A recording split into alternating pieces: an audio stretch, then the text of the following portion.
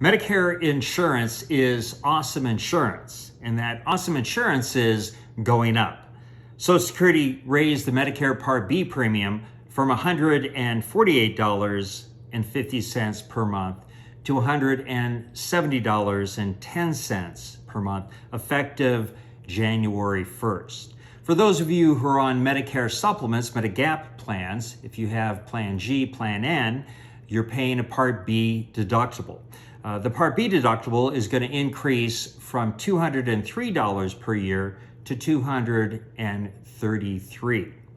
But the real costs are in the hidden costs.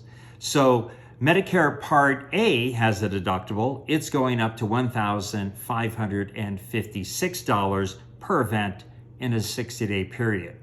And your hospital stays, once they hit day 61 to 90, will go to $389 per day.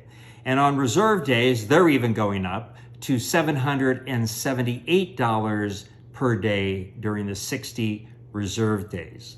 Now, you probably say to yourself, I have a Medicare supplement, a Medigap plan. It's going to pay all of that. And that's true.